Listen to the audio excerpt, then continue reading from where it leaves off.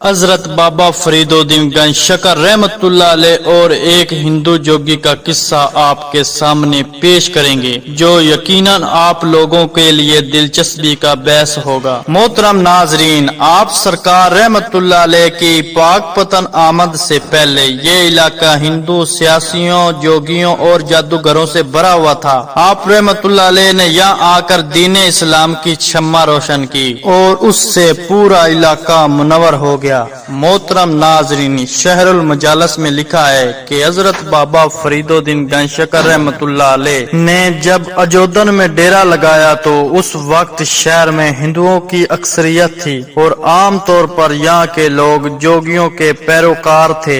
وہ ان سے ڈرتے تھے اور ان کے علاوہ کسی طرف نہ جاتے تھے۔ ایک دفعہ کا واقعہ ہے کہ ایک دن ایک جوگی سر منڈے اور بڑے ریاضتیں کیے ہوئے حضرت بابا فریدالدین گنج شکر رحمتullah علیہ کی خدمت میں حاضر ہوا۔ وہ آپ کے پاس آ کر کافی دیر تک زمین پر سر رکھ کر پڑا رہا۔ حضرت بابا فریدالدین گنج شکر رحمتullah علیہ نے فرمایا، سر اٹھاؤ، اور اس نے سر اٹھایا اور ہاتھ بند کر آپ کے سامنے کھڑا ہو گیا۔ آپ نے پوچھا، تم کہاں سے آئے ہو اور کیسے آئے ہو؟ اس نے زبان سے تو کچھ نہ کہا مگر منہ میں اس کی زبان ہلتی دکھائی دیتی تھی۔ آپ نے 2-3 مرتبہ پوچھا تو اس نے نہایت مشکل سے عرض کیا، حضرت میں آپ کی روپ سے باتیں نہیں کر سکتا۔ حضرت بابا فریدالدین گنج شکر رحمتullah علیہ نے بتایا کہ یہ جوگی بڑی بڑی ریاستیں اور مجاہدے کرنے کے بعد ہمارے پاس آیا ہے۔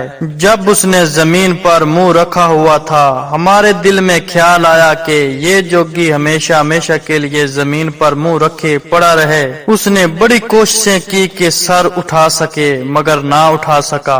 آخر اس نے دل ہی دل میں توبہ کی اور اگر یہ توبہ نہ کرتا تو قیامت تک یوں ہی پڑا رہتا۔ آپ نے اس جوگی سے پوچھا، اس طریقے جوگ میں تم کس مقام پر پہنچے ہو؟ اس نے بتایا کہ جب کوئی جوگی کمال کو پہنچتا ہے تو وہ ہوا میں اڑنا شروع کر دیتا ہے۔ میں بھی ہوا میں اڑ سکتا ہوں۔ آپ نے فرمایا، اچھا اڑ کر دکھاؤ، ہم بھی دیکھیں جوگی کیسے اڑتا ہے۔ یہ کہنا تھا کہ اس جوگی نے اڑان لگائی اور ہوا میں اڑنے لگا۔ حضرت بابا فریدالدین گنج شکر رحمتullah علیہ نے اپنا عصا اور لوٹے کو دیکھا اور اشارہ کیا۔ آپ کا اشارہ کرنا تھا، وہ دونوں چیزیں بھی فضا میں بلند ہو گئیں اور جوگی کے پیچھے پیچھے تھی۔ جوگی جدھر جدھر جاتا وہ بھی اسی کے پیچھے پیچھے جاتے۔ آخر انہوں نے جوگی کو جکڑ لیا اور عصا مارتا تھا اس کے سر پر ضرب، لوٹا اس کے سر پر پانی ڈالتا۔